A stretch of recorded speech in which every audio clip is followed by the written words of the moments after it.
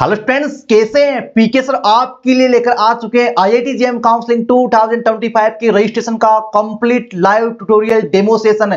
आपको रजिस्ट्रेशन कैसे करना है, इसमें क्या क्या स्टेप आपको कंप्लीट करनी है, पर्सनल डिटेल, एजुकेशनल डिटेल में क्या क्या फिलअप करना है, डिग्री डिसिप्लिन में आपको क्या फिलअप करना है, इसके साथ ही डॉक्यूमेंट्स आपको कौन कौन से अपलोड करने होंगे।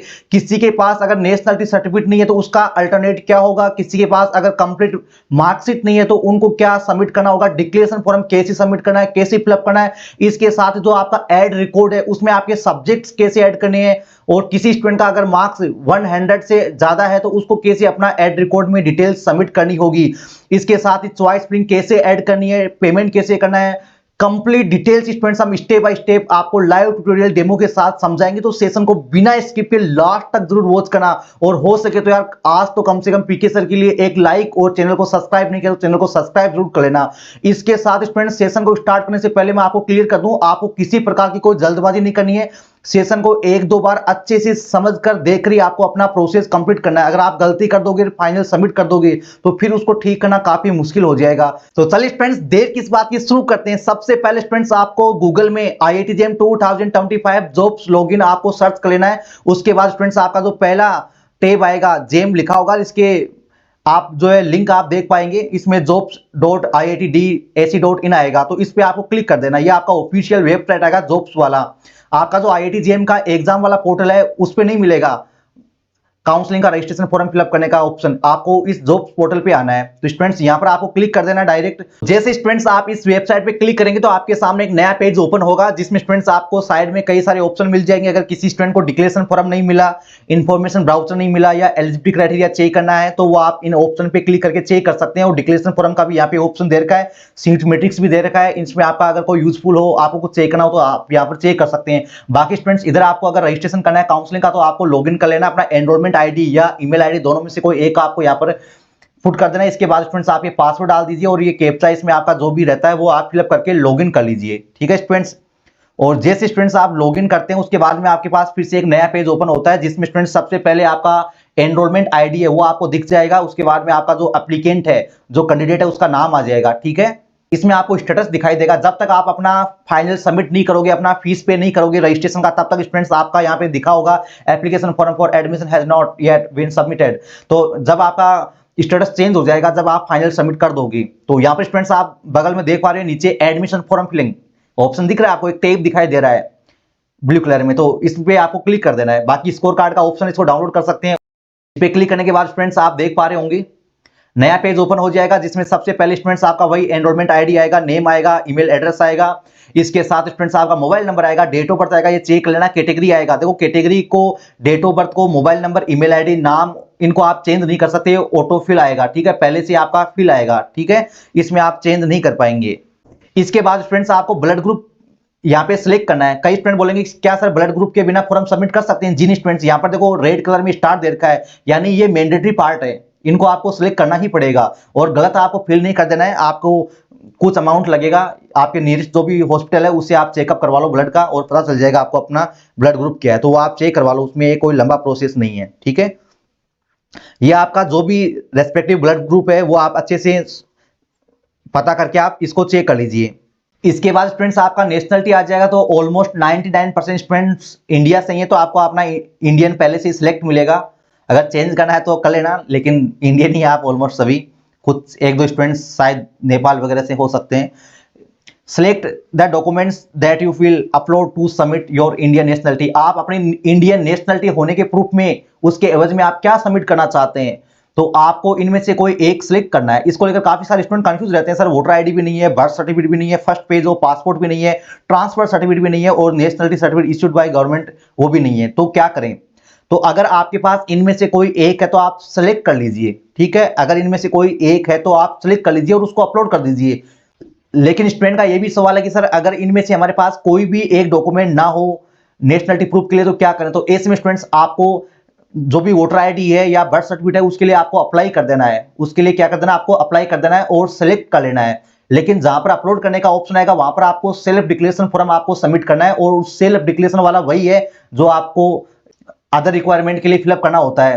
ठीक है, उसमें आपको नीचे जगह नहीं है, तो आप साइड में थोड़ा जगह मिलेगा आपको लास्ट पैराग्राफ में, उसके आगे आप लिख देना नेशनलिटी सर्टिफिकेट नोट सबमिटेड और एक ब्रैकेट बना के उस पर आप क्लिक कर देना। ठीक है, डिक्लेरेशन फॉर्म सेम वही है जो आपका डिग्री सर्टिफिकेट है, मार्कशीट के लिए आप फिलअप करते हैं वही सेम, उसी के आपको नीचे लास्ट पैराग्राफ में लिख देना है, थोड़ा सा जगह मिल जाएगा आपको उसमें। तो जो भी आपके पास नेशनलिटी सर्टिफिकेट के लिए आप बनाएंगे विद इन 1 मंथ, उसको आपको यहाँ सिलेक्ट कर लेना है। अगर आपके पास ऑलरेडी है तो आपको वो अपलोड कर देना है। ठीक है, तो यहाँ पर हम वोटर आईडी सिलेक्ट कर लेते हैं। इसके बाद फ्रेंड्स आपको अपना एड्रेस फिलअप करना है। यहाँ पर आपको क्या करना है स्टूडेंट्स, आपको अपना यहाँ पर एड्रेस फिलअप करना है।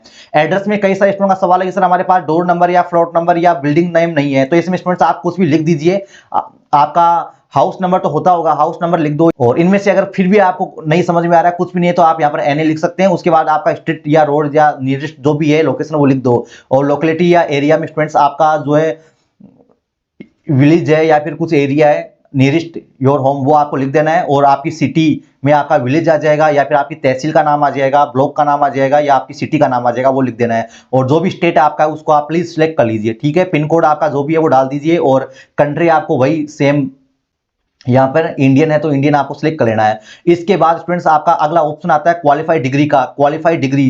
तो इसमें स्टूडेंट्स आपका जो भी डिग्री है वो आपको यहाँ पे सिलेक्ट कर लेना है।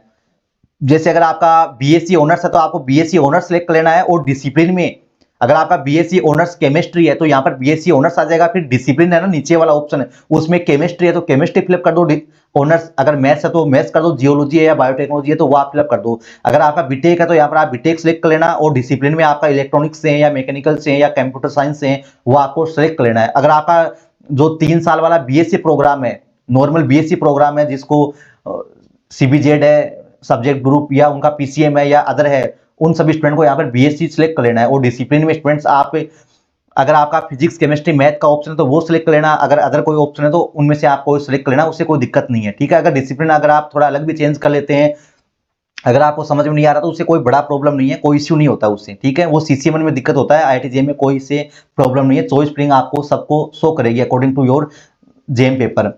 और अगर आपका बीएससी बीएड है तो आपको अदर करके आपको मैन्युअली लिख देना है। इसके बाद स्टूडेंट्स आपका डिसिप्लिन आ जाएगा, डिसिप्लिन आपका जो भी है लिख दीजिए। ठीक है, और अगर आपका रिजल्ट एवेटेड है तो आप एवेटेड कर दो। अगर आपका रिजल्ट आ चुका है, आप पास हैं, तो आप यहाँ पर पास कर दो। ठीक है, पास वाले पे आप करोगे तो यहाँ पर आपको अपना जो पासिंग ईयर है वो सिलेक्ट कर लेना है। अगर आपका 2020 है या उससे पहले या उसके बाद है वो आपको सिलेक्ट कर लेना है। ठीक है, जो भी आपका पासिंग ईयर है वो आपको यहाँ सिलेक्ट कर लेना है, जिस ईयर में आप पास हुए हैं। अगर आपका रिजल्ट अभी एवेटेड है या फिर आपके किसी पेपर में बैक है और आपका रिजल्ट नहीं आया, ध्यान से सुनिए, अगर आपके किसी पेपर में बैक और आपका रिजल्ट नहीं आया तो आपको यहाँ पर एवेटेड कर देना है। ठीक है, और इसके बाद friends do you have consolidated marksheet. देखो अगर आपके पास कंसोलिडेटेड मार्कशीट है, अगर आपके पास कंसोलिडेटेड मार्कशीट है तो आप यस कर दो, अगर नहीं है तो आप इसको स्किप कर दो, नो कर दो। ठीक है, यस उनको करना है जिनके पास कंसोलिडेटेड मार्कशीट है। कंसोलिडेटेड मार्कशीट क्या होती है, जिन स्टूडेंट को फर्स्ट ईयर सेकंड ईयर का मार्कशीट नहीं मिलता, केवल फाइनल ईयर का एक ही मार्कशीट मिलता है, जिसमें आपका पूरे 3 ईयर का डिटेल होता है, या आपका बीटेक है तो पूरे 4 ईयर का डिटेल होता है, उसको कंसोलिडेटेड मार्कशीट बोलते हैं। यानी जिन स्टूडेंट को इंडिविजुअल ईयर का या इंडिविजुअल सेमेस्टर का मार्कशीट नहीं मिलता, ओवरऑल पूरे प्रोग्राम का एक ही मार्कशीट मिलता है, वो कंसोलिडेटेड मार्कशीट होता है। तो ऐसे में आप यस यहां पर कर सकते हैं। अगर आपके पास इंडिविजुअल सेमेस्टर या ईयर का तो आप नो कर दो। उसके बाद स्टूडेंट्स आपको 2 डॉक्यूमेंट यहां पर अपलोड करने हैं, बाकी डॉक्यूमेंट्स आपको नेक्स्ट स्टेप में करने हैं। यहां पर स्टूडेंट्स पहला डॉक्यूमेंट आ जाएगा जो नेशनलिटी प्रूफ के लिए आप यहां पर लगाने वाले। अगर आपने वोटर आईडी सिलेक्ट किया तो वो अपलोड कर दो। अगर आपके पास कोई डॉक्यूमेंट नहीं है, जबकि आपने कुछ सिलेक्ट तो करना पड़ेगा ऊपर कोई ना कोई एक जो आप इन फ्यूचर बनाने वाले हैं, लेकिन आपके पास अगर अभी कोई सर्टिफिकेट नहीं है तो आप डिक्लेरेशन फॉर्म आप फिलअप कर सकते हैं, यहाँ पे सबमिट कर सकते हैं, जैसा कि मैंने कैसे फिलअप करना बता दिया। और इसके बाद स्टूडेंट्स अगर आपका कैटेगरी ईडब्ल्यूएस या ओबीसी या एससी एसटी या पीडब्ल्यूडी है, अगर आपका रिजर्व कैटेगरी है तो स्टूडेंट्स आपका जो कैटेगरी सर्टिफिकेट है वो यहाँ पर अपलोड किया हुआ मिल जाएगा। आप चाहें तो इसको चेंज भी कर सकते हैं, अंडरस्टैंड। आप चाहें तो अपनी कैटेगरी सर्टिफिकेट को चेंज भी कर सकते हैं, लेकिन आपका पहले का जो सर्टिफिकेट है वो एकदम सही है तो आपको चेंज करने की जरूरत नहीं है। और आप उसको डाउनलोड करके यहाँ पर चेक भी कर सकते हैं, डरने की जरूरत नहीं है। आप यहाँ पर डाउनलोड कर लो, सिंपल सी, आपकी सुविधा के लिए, आपकी हेल्प के लिए है ये ऑप्शन। तो यहाँ पर स्टूडेंट्स आपको डाउनलोड कर लेना है और देख लेना कि आपका ही सर्टिफिकेट है, कहीं कोई मिसमैचिंग तो नहीं है। तो अपनी डिटेल को एक बार अच्छे से चेक कर लीजिए और उसके बाद आप नेक्स्ट कर लीजिए। ठीक है, और नेक्स्ट करने के बाद स्टूडेंट्स आपके सामने एक नया पेज ओपन हो जाएगा, जो ऑप्शन है आपका डॉक्यूमेंट्स एंड एकेडमिक डिटेल का, डॉक्यूमेंट्स एंड एकेडमिक डिटेल का। तो यहाँ पर स्टूडेंट सबसे पहले आपको 10th का मार्कशीट या सर्टिफिकेट आपको अपलोड कर देना है। कई स्टूडेंट का सवाल होता है कि सर हमारे पास तो अलग अलग है, सर्टिफिकेट अलग है, मार्कशीट अलग है। तो आपका जो डीओबी लिखा है ना वो आपको यहाँ पे सबमिट करना है। अगर सर्टिफिकेट में डीओबी है आपका डेट ऑफ बर्थ तो वो सबमिट कर दो, अगर मार्कशीट पे है तो वो सबमिट कर दो। और यहाँ पे 12th का मार्कशीट आपको अपलोड कर देना है, 12th का मार्कशीट या सर्टिफिकेट। अगर आपके पास दोनों है तो दोनों कर सकते हो, नहीं तो मार्कशीट तो आपको अपलोड करना नेसेसरी है। ठीक है, अगर आपने पहले से अपलोड कर रखा है मार्कशीट तो यहाँ पर आपको डाउनलोड का ऑप्शन मिल जाएगा, यहाँ से आप चेक कर सकते हैं कि आपका ये मार्कशीट है। डिग्री डॉक्यूमेंट 10th 12th की मार्कशीट के बाद फ्रेंड्स आपके पास ऑप्शन आ जाएगा क्वालिफाइड डिग्री का। अगर आपने पहले ही जो पिछले वाले स्टेप में आपने अगर एवेटेड सिलेक्ट किया तो आपके पास डिग्री सर्टिफिकेट अपलोड करने का ऑप्शन नहीं आएगा, क्योंकि डिग्री अगर आपका रिजल्ट ही एवेटेड है तो आपको डिग्री कहां से मिलेगी, तो ऑटोमेटिकली आपके पास ऑप्शन ही नहीं आएगा डिग्री सबमिट करने का। और पिछले स्टेप पे अगर आप ये सिलेक्ट कर लेते हैं कि आप पास हैं तो स्टूडेंट्स आपके पास यहाँ पर डिग्री अपलोड करने का ऑप्शन आ जाएगा। यहाँ पर क्या ऑप्शन आ जाएगा, डिग्री को अपलोड करने का ऑप्शन आ जाएगा। जैसा कि हम यहाँ पे चेक कर लेते हैं, यहाँ पर देखिए स्टूडेंट्स, अब आप में से वो स्टूडेंट कंफ्यूज हो जाएंगे जिनका रिजल्ट तो पास है, जो पास तो हो चुके हैं ऑलरेडी, लेकिन उनके पास डिग्री सर्टिफिकेट नहीं है। तो ऐसे में स्टूडेंट्स आपको अपना जो डिक्लेरेशन फॉर्म है वो यहाँ पर आपको सबमिट कर देना है। ठीक है, क्योंकि जिनके पास डिग्री नहीं है उनको अपना डिक्लेरेशन फॉर्म यहाँ पर सबमिट कर देना है। उसके बाद स्टूडेंट्स सबसे इंपॉर्टेंट ऑप्शन आ जाता है आपका ऐड रिकॉर्ड का। तो यहाँ पर स्टूडेंट्स आपको अपना रिकॉर्ड ऐड करना है। यहाँ पर आपको क्या करना है, अपना रिकॉर्ड ऐड करना है। समझ गए स्टूडेंट्स?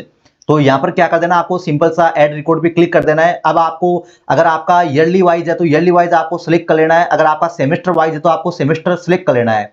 कई स्टूडेंट का ये सवाल होता है कि सर इसमें 3rd semester, 4th semester, 5th 6th semester नहीं है। तो अगर 3rd सेमेस्टर को अगर आपको सिलेक्ट करना है तो आपको ईयर 2nd करना है और आपको सेमेस्टर 1 करना है। तो इसका मतलब क्या हो गया, 3rd सेमेस्टर।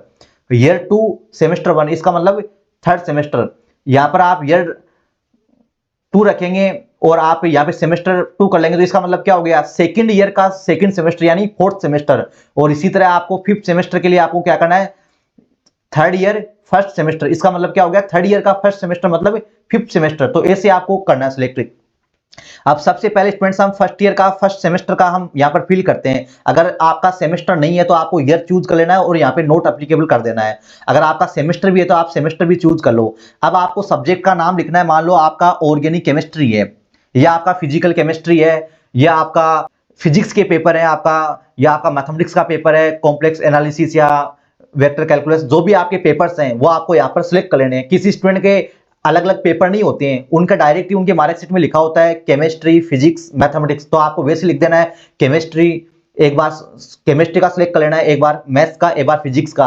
अलग अलग पेपर को अलग अलग सिलेक्ट करना है, एक साथ आप मत लिख देना, एक साथ नहीं लिखना, आपको अलग अलग लिखना है। ठीक है, जैसे मान लो स्टूडेंट्स मैं लिखता हूं यहाँ पर फिजिकल केमिस्ट्री, क्या लिखता हूं मैं यहाँ पर, फिजिकल केमिस्ट्री। तो जैसा कि स्टूडेंट्स आप स्क्रीन पे देख पा रहे हैं, आपको यहाँ पे दिखाई दे रहा है फिजिकल केमिस्ट्री। इसके बाद फ्रेंड्स सबसे इंपॉर्टेंट ध्यान आपको यह रखना है, अगर आप कोई भी टाइटल में एक से ज्यादा वर्ड लिखते हैं, एक से ज्यादा आप शब्द लिखते हैं, तो उन शब्दों के बीच में स्पेस नहीं रखना है। उन शब्दों के बीच में स्पेस नहीं रखना है, ना तो उस शब्द के जो लास्ट वाला वर्ड है उसके आगे स्पेस लगाना है, ना उनके बीच में होना चाहिए। तो आप बोलेंगे सर आपने क्यों फिजिकल केमिस्ट्री के बीच में स्पेस लगा रखा है, तो इसको स्टूडेंट्स हम हटाएंगे। हटाने के लिए स्टूडेंट्स हम यहाँ पर स्पेस को हटा देते हैं, रिमूव कर देते हैं। अब इन दो वर्ड को, ये दो अलग अलग वर्ड हैं, दोनों शब्द अलग अलग है, तो इनको अलग अलग शो करने के लिए हमें क्या करना पड़ेगा, हमें इस जो माइनस वाला चिन्ह होता है इसको आप यूज कर लीजिए। देखो नीचे आपको यहाँ समझा भी रखा है, मैथमेटिक्स पेपर 2nd, यहाँ पर ओनली अल्फाबेट आर अलाउड, यानी ठीक है यहाँ पे स्पेस भी आपको अलाउड नहीं है। तो यहाँ पर इसको आपने इस तरह से आपको अलग अलग शो कर दिया है फिजिकल केमिस्ट्री। अगर आपका फिजिक्स 1, फिजिक्स 2, फिजिक्स 3rd इस तरह से है तो आप इस तरह से भी आप लिख सकते हैं, जिस तरीके से आपकी मार्कशीट में वैसे आप फिलअप कर दो। ठीक है, अब आपको स्टूडेंट्स यहाँ पर क्या करना है, अपना मैक्सिमम मार्क्स कितना है वो यहाँ पर आपको शो कर देना है। तो इसमें ये लिखा हुआ है कि मैक्सिमम मार्क्स जो है आप 100 से ज्यादा नहीं यूज कर सकते। ठीक है, मैक्सिमम मार्क्स आप 100 से ज्यादा यूज नहीं कर सकते। अगर किसी स्टूडेंट के 100 से ज्यादा मैक्सिमम मार्क्स है, यानी किसी स्टूडेंट का पेपर मान लो 200 मार्क्स का या 150 का है, तो ऐसे में स्टूडेंट्स आपको अपने प्रैक्टिकल या लैब जो है उनको ब्रेक करके यानी अलग अलग आपको लिखना होगा, या जो आपके पेपर अलग अलग हुए थे ना आपके, वो पेपर अलग अलग आपको यहाँ पर फिल करना होगा। अगर 100 तक अगर टोटल मार्क्स बनता है तो आप अपने सेमेस्टर के एक सब्जेक्ट के सभी पेपर को कंबाइन लिख सकते हैं। लेकिन अगर उनका मार्क्स जो है टोटल 100 से ज्यादा है तो फिर आपको अलग अलग एक एक पेपर आपको लिखना पड़ेगा। जैसे आपका मान लो फिजिकल केमिस्ट्री, ऑर्गेनिक केमिस्ट्री अलग अलग हुआ था, अगर 100 ही है तो आप डायरेक्ट केमिस्ट्री भी लिख सकते हैं, इससे कोई दिक्कत नहीं है। तो यहाँ पर स्टूडेंट्स हम मान लेते हैं, यहाँ पर हमने 100 लिख दिया, यहाँ पे 100 सॉरी, तो यहाँ पर मान लो हमने 100 लिख दिया ये 100 लिख दिया। और मान लो किसी स्टूडेंट को इसमें 78 नंबर मिले हैं, कितने नंबर मिले, 78 नंबर मिले, तो यहाँ पर आपको यहाँ पर ऐड कर देना है, यहाँ पर क्या कर देना है, ऐड कर देना है। तो ये ऐड हो गया ना। देखो यहाँ पर भी आपको एक मार्कशीट बनानी है, यहाँ पर भी आपको क्या बनानी है, मार्कशीट आपको बनानी है, ठीक है। और अब मान लो आपको अगला पेपर लिखना है, आपको मान लो मैथमेटिक्स का पेपर था, मैथमेटिक्स 1, तो यहाँ पर आपको क्या सिलेक्ट कर लेना है, यहाँ पर आपका जो भी पेपर है नेक्स्ट वो आपको यहाँ पर सेलेक्ट कर लेना है, ठीक है। यहाँ पर जो भी आपका नेक्स्ट पेपर है वो आपको यहाँ पर सिलेक्ट कर लेना है। मैं मान लेता हूं कि आपके मैथ्स था, क्या था आपके, मैथ्स था पेपर फर्स्ट, उसमें आपके 100 में से कितने नंबर मिले, मान लेते हैं हम आप काफी इंटेलिजेंट है मैथ्स में, आपके 95 मिले, तो हम इसको ऐड कर लेंगे, हम इसको क्या कर लेंगे, ऐड कर लेंगे, ठीक है। इस तरह आपको थर्ड फोर्थ पेपर जो भी हैं वो आपको यहाँ पर ऐड कर लेना है। और ध्यान रखना आपके जो इलेक्टिव सब्जेक्ट हैं, जैसे आपका लैंग्वेज है, हिंदी इंग्लिश तमिल या जो भी लैंग्वेज है, या फिर कंप्यूटर साइंस है, एनवायरनमेंट साइंस है, उन सब्जेक्ट को नहीं लिखना है। यहाँ पर जो आपके मिनिमम एलिजिबिलिटी क्राइटेरिया को सस्टिफाई करने वाले सब्जेक्ट हैं, जैसे आपके कोर सब्जेक्ट हैं, वही आपको लिखना है स्टूडेंट्स, ठीक है। ये इसको लेकर आपको कंफ्यूज नहीं होना है। ऐसे मान लो आपको सेकंड सेमेस्टर का लिख देना है, मान लो सेकंड सेमेस्टर में आपके मैथ्स सेकंड पेपर था, मैथ्स का कौन सा पेपर था, सेकंड था, और उसमें आपको नंबर कितने मिले, उसमें आपको 89 मिले, तो इसमें आपको ऐड कर देना है, इसमें क्या कर देना, आपको ऐड कर देना है, ठीक है। ये देखो आपने ऐड कर दिया। ऐसे स्टूडेंट्स आपको फिर सेकंड ईयर का चूज कर लेना है, सेकंड ईयर में आपको सेकंड चूज कर लिया, और आपका पहला जो सेमेस्टर है थर्ड सेमेस्टर के लिए आपको क्या करना पड़ेगा, यहाँ पर सेकंड ईयर फर्स्ट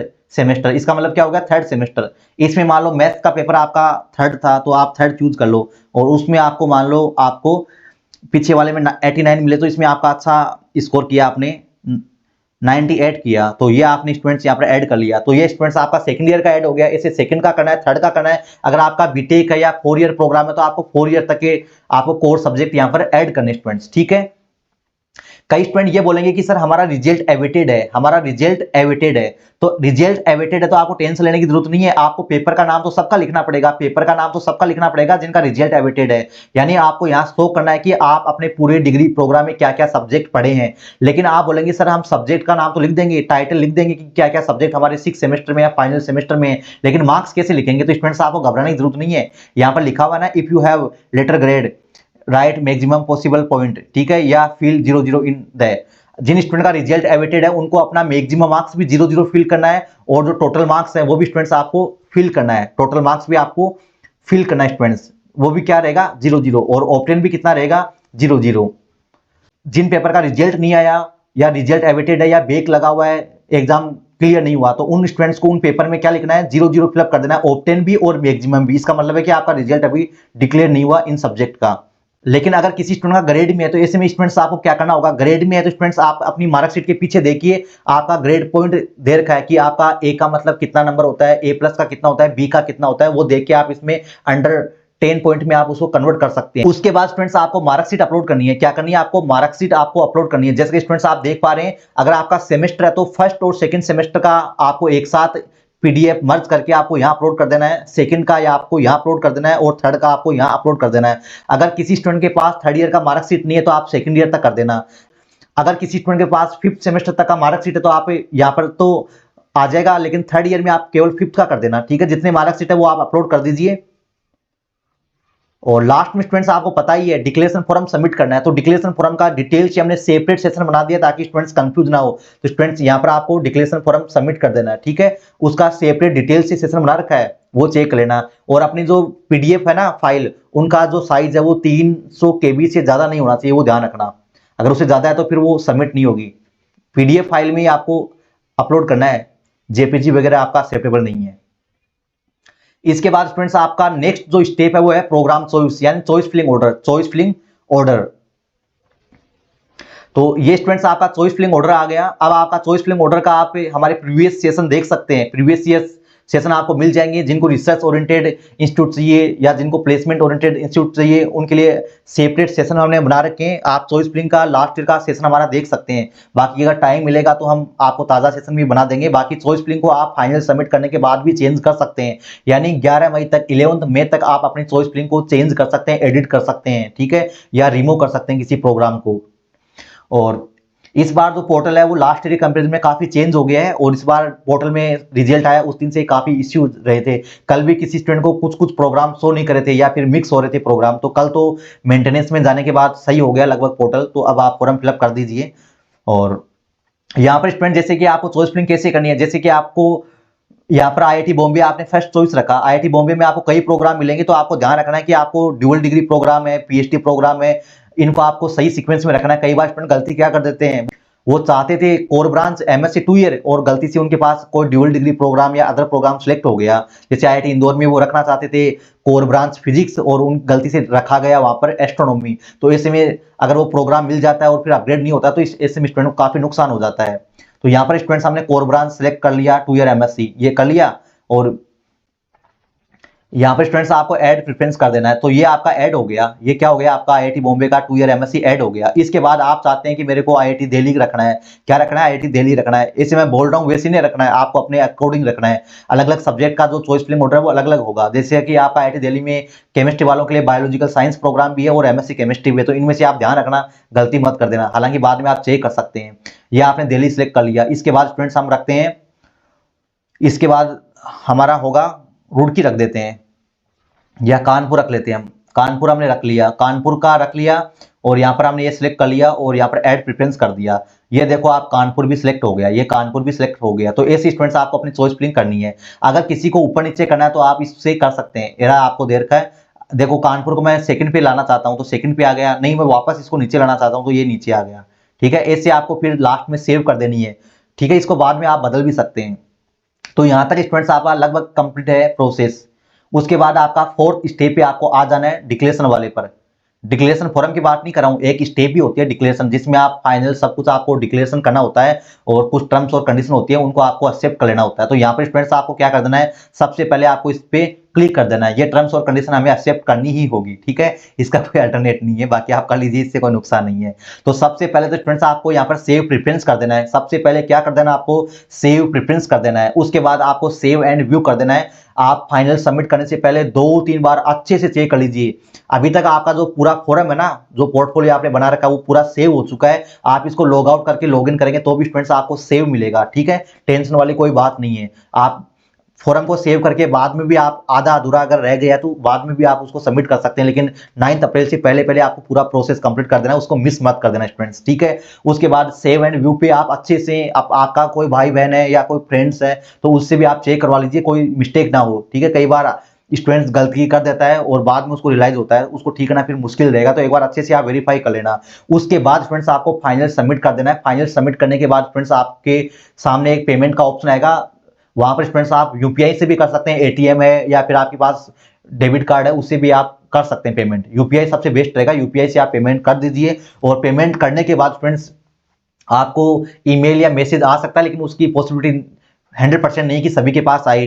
कुछ टेक्निकल या सर्वर इश्यूज की वजह से ईमेल या मैसेज नहीं आता है मैक्सिमम टाइम स्टूडेंट्स के पास। तो आपको क्या करना है, वापस आपको लॉगिन करके आपको जो मैंने शुरू में बताया था स्टेटस, उस स्टेटस पे आ जाना है। कहां पर आ जाना है, आपको उस स्टेटस पे आ जाना है और वहां पर आपके पास ऑप्शन आ जाएगा कि your application form is submitted. ठीक है, जैसा कि आप स्क्रीन पे देख पा रहे हैं। तो आई होप कि स्टूडेंट्स ये सेशन आपको बेहद पसंद आया होगा। इसके रिगार्डिंग आपका और भी कोई सवाल है, कोई डाउट तो आप कमेंट कर देना, जैसे ही फ्री होगा मैं आपको रिप्लाई कर दूंगा। और आज तो आपको चैनल को सब्सक्राइब करके ही जाना है। ठीक है स्टूडेंट्स, इसके रिगार्डिंग आपको कोई हेल्प चाहिए तो आप हमारा जो है सब्सक्रिप्शन लेके कंप्लीट सपोर्ट ले सकते हैं पूरे काउंसलिंग प्रोसेस में स्टेप बाय स्टेप। तो मिलते हैं नेक्स्ट सेशन में। साथ ही इन काउंसलिंग के पूरे एडमिशन प्रोसेस में step by step proper guidance, authentic consultancy लेना चाहते हैं, फाइनल एडमिशन तक आप निष्फिक्र रहना चाहते हैं, पर्सनली आप मेरे साथ डिस्कशन करना चाहते हैं और काउंसलिंग का ये पूरा सरदर्द आप हमारे साथ डील करना चाहते हैं, तो आप भी हमारा सब्सक्रिप्शन ले सकते हैं। उस सब्सक्रिप्शन लेने के बाद फ्रेंड्स आपको काउंसलिंग के फर्स्ट स्टेप से लेकर फाइनल एडमिशन तक आपके इंस्टीट्यूट में फर्स्ट क्लास होने तक आपको प्रॉपर गाइड और सपोर्ट किया जाएगा।